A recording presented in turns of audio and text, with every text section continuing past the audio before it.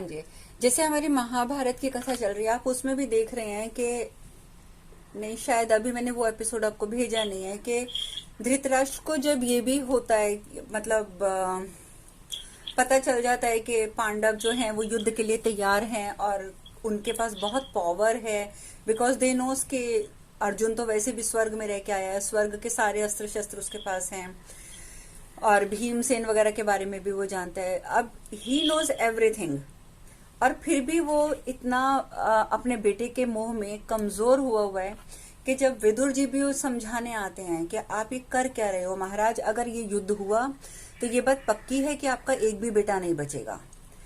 इतनी बड़ी बात सामने कोई कह रहा है, ठीक है, कि आपका कोई बच्चा नहीं बचेगा। उसके बाद वो सजत सुजात जी को भी बुलाते हैं उसी रात को, Vidur ji, I don't know अभी तक मैंने भेजा है नहीं भेजा ये, वो भी पूरी रात बैठकर धृतराष्ट्र को लेक्चर देते हैं कि क्या कर्म होता है, कैसे होता है, क्या लाइफ होती है, क्या जीवन है, क्या मृत्यु। They explain everything. लेकिन उसके बाद भी आपने नोटिस किया है कि धृतराष्ट्र के ऊपर कोई असर नहीं होता। वो सुन लेता है, समझ जाता है, और आप जानते हैं कि वो लास्ट में सेंटेंस क्या बोलता है विदुर जी को। वो कहता है कि मैं सब कुछ समझ रहा हूँ, मैं सब कुछ जानता हूँ, और मैं ये भी जानता हूँ कि मैं पांडवों के साथ अगर ये होने दूंगा तो ये बुरा होगा, अगर हम उनको राज्य नहीं देते हैं तो ये बुरा होगा। वो कहता है, वो एक्सेप्ट करता है, कहता है मैं सब कुछ जानता हूँ।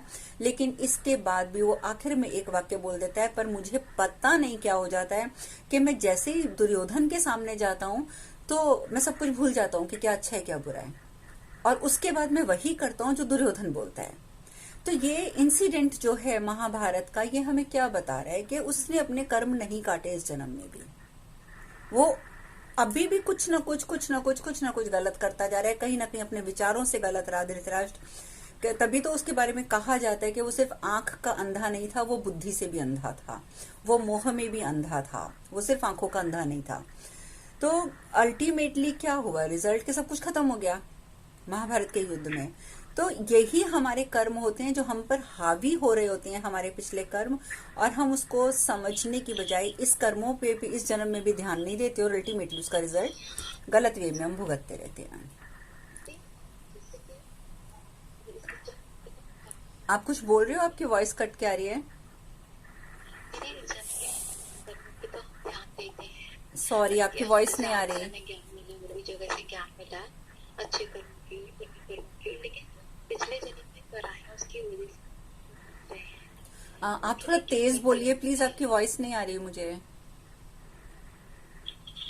हाँ दीदी, अब आ रही है आवाज मेरी? हाँ थोड़ी आ रही है, हाँ जी बोलो। हम जैसे पुराने जन्म में तो इस जन्म में तो अच्छे कर्म कर रहे हैं, ध्यान दे रहे हैं अपने कर्मों के ऊपर, हमसे ज्ञान मिला और भी जगह से ज्ञान मिला। लेकिन जो पुराने जन्मों में जो हम कर्म कर आए हैं और उसकी वजह से जो दुख भुगत रहे हैं, उनके लिए क्या करें? जो दुख भुगत रहे हो, मैंने बताया ना कि आप, ठीक है, आप बोल रहे हो कि आप अच्छे कर्म कर रहे हो, लेकिन अगर आप कभी ठंडे दिमाग से सोचोगे, आपके दिमाग में अभी भी है कि एक इंसान हमें तंग कर रहा है। ये विचार आ रहा है ना आपके मन में, और ये विचार जब इस तरीके से आता है कि एक व्यक्ति हमें तंग कर रहा है, अल्टीमेटली हमारा जो सबकॉन्शियस माइंड है उसके अंदर एक चीज और फीड होती जा रही है कि ये बंदा गलत है, ये तभी तो ऐसे कर रहा है। तो सबसे पहले तो हमें अपने विचारों पर काम करना पड़ता है, हम उसके बारे में सोचना बंद करते हैं, क्योंकि हम जितना सोचते भी हैं तो हमारा कर्म बढ़ता जाता है। ये नहीं है कि अगर हम कहेंगे मैंने तो सिर्फ सोचा है कि मैंने तुम्हें एक थप्पड़ मार दिया, मैंने थप्पड़, तो मैं कहूंगी मेरा कर्म क्या खराब हुआ, मैंने थप्पड़ तो नहीं मारा ना, लेकिन मैंने सोचा ना, तो आधा कर्म तो मेरा सोचने से ही हो गया। तो कहने का मतलब है कि हमारा जो एक एक विचार है वो भी इम्पैक्ट डालता है हमारे कर्म के ऊपर, हमारे भाग्य के ऊपर, हमारी हर एक चीज के ऊपर। तो मैनिफेस्टेशन है या मंत्र जाप है, या मैं कहती हूँ भगवान को सरेंडर कर दो। भगवान को देखो, हम लोग क्यों कहते हैं भगवान को सरेंडर कर दो, उसके पीछे कारण होता है। हम कहते हैं कि पिंड दान कर दो।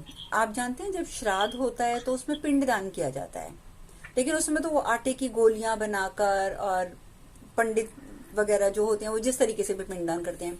बट कभी आपने समझा कि पिंडदान का असली अर्थ क्या है? पिंडदान बेसिकली हमें जीवित इंसानों को करना चाहिए। पिंड क्या है? हमारा ये शरीर हमारा पिंड है, और हम अपने शरीर का दान किसको दे सकते हैं? किसी इंसान को नहीं। सिर्फ अपने भगवान को दे सकते हैं। तो जिस दिन आप एक बात सोचो कि सपोज आपके हाथ में, अगर आपके हाथ में 10 रुपए हैं, ठीक है, आपके सामने एक भिखारी आया, आपने उस भिखारी को 10 रुपए दे दिए, तो आपने क्या किया, दान दे दिए 10 रुपए। तो अब क्या उन 10 रुपए पर आपका अधिकार रह गया? बिल्कुल भी नहीं, क्योंकि वो आप दान कर चुके हो। सेम ये सिचुएशन है जब हम कहते हैं कि अपने इस पिंड का दान कर दो भगवान को। तो जब हम अपने इस पिंड का दान कर देते हैं तो हमें लगता है कि अब हमारे शरीर पर, हमारे ऊपर हमारा अधिकार नहीं है, क्योंकि हमने अपने आप को दान कर दिया। दैट मीन्स आप उसको दान कहें या सरेंडर कहें, यानी कि सरेंडर को क्या बोलते हैं, समर्पण। हमने समर्पित कर दिया अपने आप को, ठीक है। जब हमने अपने आप को समर्पित कर दिया, अपना दान दे दिया भगवान को, तो पता है क्या होगा कि हम कुछ भी गलत कर्म जैसे ही हमसे होने लगेगा, हमारे अंदर एक गलत कर्म का विचार भी आने लगेगा, तो हमें लगेगा ओ नो, हमने तो भगवान को सरेंडर किया हुआ है, इस पर हमारा अधिकार नहीं है, हम गलत नहीं सोच सकते। तो अल्टीमेटली आप अच्छा सोचना शुरू कर देंगे। तो इसमें बहुत पावर है। जब हम भगवान को सरेंडर करते हैं, भगवान की तरफ डेडिकेट हो जाते हैं, तो हमसे गलत काम नहीं होते हैं। जिस दिन आप ये एक्सेप्ट कर लोगे कि ये आपका सिर्फ एक शरीर है, शरीर के अंदर आपका हृदय है, हृदय के अंदर एक पेड़ है, पेड़ पर 2 शाखाएं हैं, एक पर आपकी आत्मा बैठी है, एक पर परमात्मा बैठा है। आपकी आत्मा क्या विचार कर रही है, कैसा विचार कर रही है, कैसा कर्म कर रही है, वो यहाँ बैठा परमात्मा देख रहा है। अब परमात्मा के तो लेखा जो है, परमात्मा का जो वो लिख रहा है, वो तो एज इट इज चलता जाएगा, ठीक है। वो तो लिखते जा रहे हैं, वो आपको फ्री विल देते हैं। भगवान कहते हैं मैंने तुम्हें बुद्धि देकर पैदा कर दिया, तुम उस बुद्धि का क्या इस्तेमाल कर रहे हो, इट्स अप टू यू। तो भगवान साक्षी बनकर हमारे हृदय में बैठे हुए हमारे एक एक कर्म को देख रहे हैं, छोटे से छोटे विचार को देख रहे हैं। तो जिस दिन आप इस चीज को लेके अलर्ट हो जाओगे कि नहीं, मेरे अंदर बैठा मेरा परमात्मा मेरी आत्मा के प्रत्येक कर्म को देख रहा है, आपसे गलती नहीं होगी, आपसे गलत कर्म नहीं होगा, आपके अंदर किसी को लेके गलत विचार नहीं आएंगे। और जब ये चीजें रुक जाएंगी तो जो व्यक्ति आपको परेशान कर रहा है वो खुद ब खुद बदल जाएगा। और ये विचार पूरा क्रिएट करने के साथ साथ आपको मैनिफेस्टेशन तब करनी पड़ेगी, because this is our topic. Manifestation तब होगी। सॉरी, माइक ऑन है तो वॉइस कट रही है। 1 सेकेंड, मैं म्यूट कर दिया मैंने सबको। तो उसमें क्या होगा कि तब आप इस तरीके से अपने को प्रिपेयर करके, खुद को भगवान के ऊपर सरेंडर करके, इस विश्वास को मन में डाल के कि God is residing in your heart, और वो आपके एक एक कर्म, एक एक विचार को देख रहे हैं, आप अपनी जिंदगी जीना शुरू करेंगे। और उस टाइम पर आप जो भी मैनिफेस्टेशन करेंगे वो 100% पूरा होगा। क्यों? क्योंकि आपके अंदर प्योरिटी आ गई है। और जब आपके अंदर प्योरिटी आ गई तो what ever you think you achieve, आपको वो मिलेगा ही मिलेगा, क्योंकि आपके कर्म करते जा रहे हैं। बाकी आप इतना याद रखना, अभी मैंने कल परसों कहीं पे एक स्टोरी पढ़ी थी छोटी सी, कि एक पिता होता है, वो अपने बेटे को बोलता है कि तू बेटा सारा दिन में जो जो कर्म करेगा ना उसको एक कॉपी पे लिख लेना, ठीक है, कॉपी पर लिख लेना, और जब रात हो जाएगी तो हम इकट्ठे बैठेंगे, तो तू अपने वो सारे जो भी तूने लिखा होगा वो मुझे पढ़कर सुनाना। और पर मेक श्योर कि तूने एक एक कर्म लिखना है, मतलब वॉट एवर यू डू, अच्छा बुरा जैसा भी कर्म करेगा तूने सब लिखना है। अब बेटा उस चीज को फॉलो करता है, कर्म लिखना शुरू कर देता है, आज मैंने ये किया, अब मैंने ये किया, अब मैंने वो किया। वो बड़ा सारा दिन बड़ा अलर्ट रहता है, एक एक चीज लिखता है। पर अब क्या होता है कि देखो इंसान है, हम अगर बहुत अच्छे कर्म भी कर रहे हैं, बहुत सोच समझ के कर रहे हैं, पर कहीं ना कहीं हमसे गलती भी हो जाएगी। बिकॉज यही भगवान ने हम लोगों का बुद्धि जो दी है वो इसी तरीके की डामाडोल दी है कि वो हो जाती है डामाडोल, अगर हमें उस पर कंट्रोल नहीं है तो। वही उस लड़के के साथ होता है, वो उससे 1-2 गलतियां भी हो जाती हैं सारा दिन में। अब वो गलतियां भी लिख देता है, अपने पिता का हुक्म तो पालता है, वो गलतियां भी लिख लेता है, पूरा पेपर तैयार करता है। रात को जब बैठता है, रात को जाकर बैठता है तो उसके पिता बोलते हैं कि तू पढ़ के सुना कि तूने सारा दिन में क्या क्या किया है। तो लड़का रोने लग जाता है, कहता है कि मैं पिताजी आपसे एक ही रिक्वेस्ट करता हूँ कि ये काम मुझे दोबारा मत देना कि मैं अपना एक एक कर्म लिखूं। तो पिता ने बोला क्यों, तू कर्म क्यों नहीं लिखेगा? कहता है मैं लिखता हूँ तो मेरे सामने मेरा पूरा चिट्ठा सामने आ जाता है, कि आखिर मेरे से कहाँ कहाँ अनजाने में भी हुई, लेकिन क्यों ये गलती हुई। और ऊपर से आप मेरे पिता हैं, आपके सामने मैं पढ़कर सुनाऊं, ये तो बिल्कुल ही प्रैक्टिकली पॉसिबल नहीं है। तो पिताजी आप मुझे कुछ भी कह दो, लेकिन आप मुझे ये कार्य करने के लिए नहीं बोलोगे। तो तब उसके पिता उसको समझाते हैं, कहते हैं कि देखो मैं तो एक इंसान हूं, ठीक है, एक नॉर्मल इंसान हूं, तुम्हारा पिता हूं। तुम अपने कर्म मेरे सामने बोलते हुए तुम डर रहे हो, शर्मा रहे हो। डर नहीं रहे हो मीन्स शर्मा रहे हो कि पिताजी मुझसे ये गलती भी हुई है।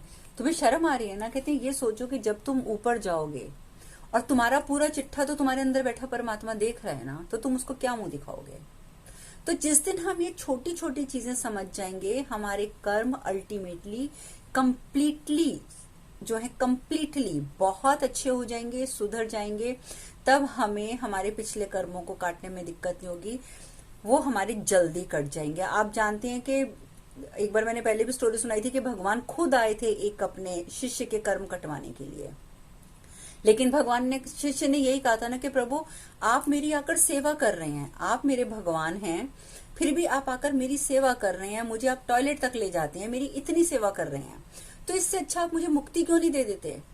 तो तब भगवान ने कहा था कि नहीं, मैं तुझसे प्यार करता हूं, इसलिए मैं तुझे मुक्ति नहीं दे रहा। क्योंकि अगर तेरे पिछले कर्मों को टालकर मैंने तुझे अभी मुक्ति दे दी, तो क्या होगा कि तुझे अगला जन्म लेकर फिर से उन कर्मों को भुगतना पड़ेगा। तो इस वजह से इस चीज को आप समझिए कि कर्म तो अल्टीमेटली हमें काटने हैं, लेकिन अगर हमारे अच्छे कर्म हैं तो परमात्मा खुद आता है हमारे कर्म कटवाने के लिए। तो ये this is the right way. अब हम अपने टॉपिक पे आ जाते हैं। हमने मैनिफेस्टेशन में मैंने बता दिया हमने क्या क्या टॉपिक कर लिए हैं। सेल्फ टॉक का कर लिया, सेल्फ लव का कर लिया, एफर्मेशंस कर लिया और 369 कर लिया। हाँ, सेल्फ टॉक सेल्फ लव की जब हम बात कर रहे थे, एक चीज मैं उसमें भूल गई थी।